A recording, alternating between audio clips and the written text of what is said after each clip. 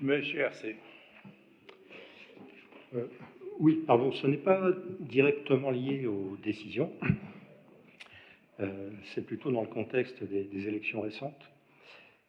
Je me suis interrogé parce que, au soir du premier tour, vous avez fait une déclaration indiquant que peu d'électeurs s'étaient déplacés dans notre ville et que la circonscription avait choisi pour le deuxième tour de laisser face à face les représentants des extrêmes.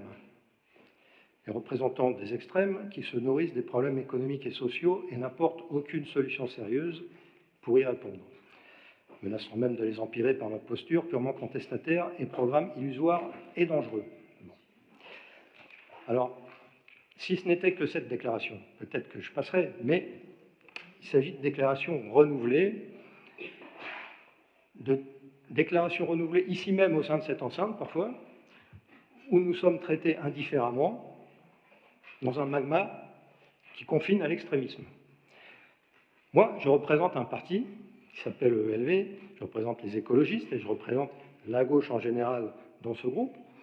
Je ne me suis jamais considéré comme étant un extrémiste. Je crois que c'est le cas d'ailleurs de la plupart des gens qui sont avec moi, d'ailleurs de la totalité des gens qui sont avec moi. Il y a des citoyens, et même à la limite, je dirais, dans d'autres partis, on pourrait se sentir un petit peu offusqué.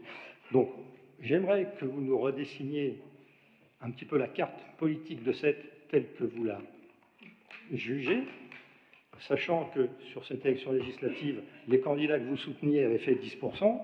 Est-ce que la totalité des 90% des citoyens et des partis qui se présentaient contre vous et qui sont arrivés au deuxième tour sont des extrémistes? Voilà. J'aimerais que vous répondiez à cette question. Monsieur RC, la réponse est simple quand même.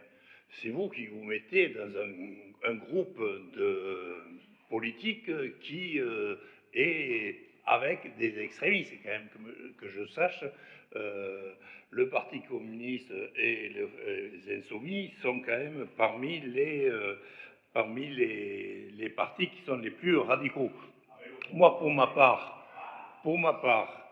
j'ai toujours été clair, je travaille dans l'intérêt de la ville et celui de notre territoire et de leurs habitants. Alors, j'ai toujours été guidé par le fait, bien sûr, d'essayer de rassembler avec pragmatisme, en dehors de toute bataille politico-politicienne. Actuellement, vous dites que vous n'êtes pas extrémiste, ok, mais vous vous êtes associé avec des extrémistes quand même pour créer la NUP ou je ne sais pas trop quoi. Bon, après les élections, la NUP a explosé et maintenant chacun reprend son rang. Bon, c'est très bien.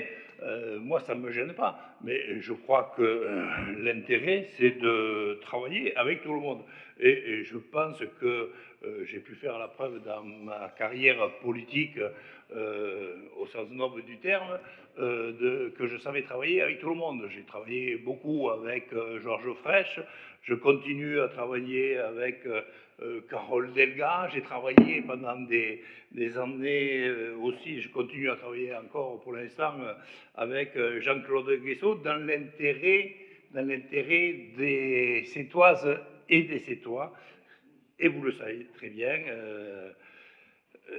donc je ne vois pas ce qu'il y a de choquant dans ma prise de position. Après maintenant, bien évidemment, le député élu m'a demandé un rendez-vous et avec plaisir, j'ai accordé un rendez-vous, je vais le recevoir et tout naturellement, je vais le recevoir dans mon bureau en mairie pour parler, pas de politique, mais pour parler des problématiques auxquelles les Sétois et les Sétoises ou les habitants de notre circonscription peuvent être confrontés.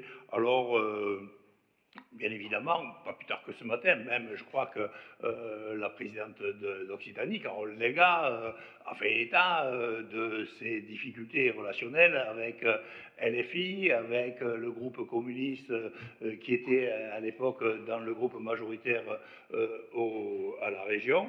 Je crois que l'intérêt, c'est de prendre le bon chez chacun et d'œuvrer surtout pour la globalité de notre territoire et la globalité de nos concitoyens.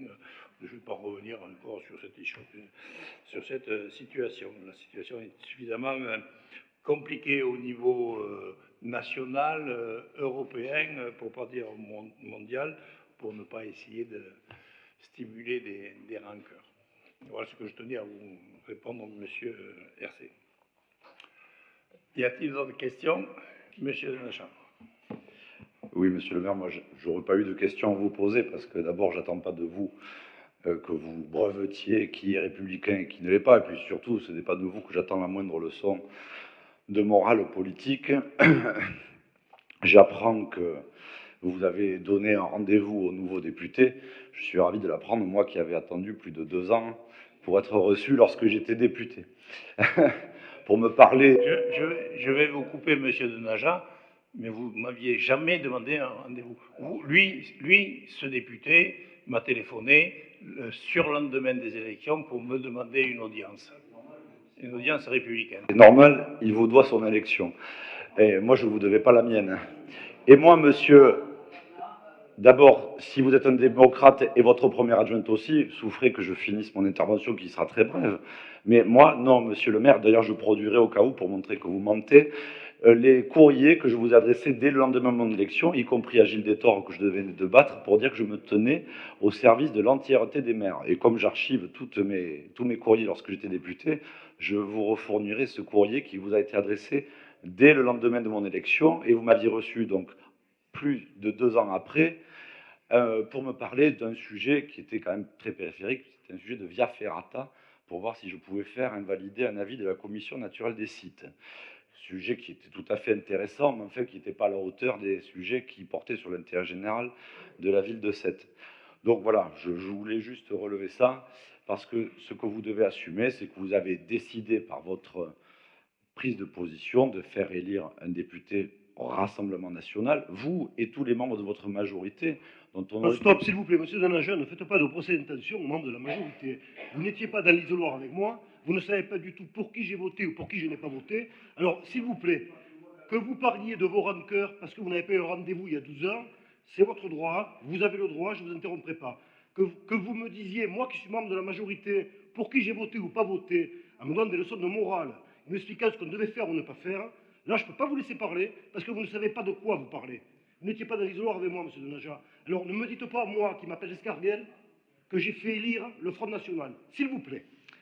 Alors, juste pour terminer, je ne donnais de leçons de morale à personne, je m'adresse à François Comène. Jusqu'à présent, vous n'êtes pas le maire de la ville de Sète. De la majorité, quand vous parlez de la majorité, vous parlez des gens qui la composent. Voilà.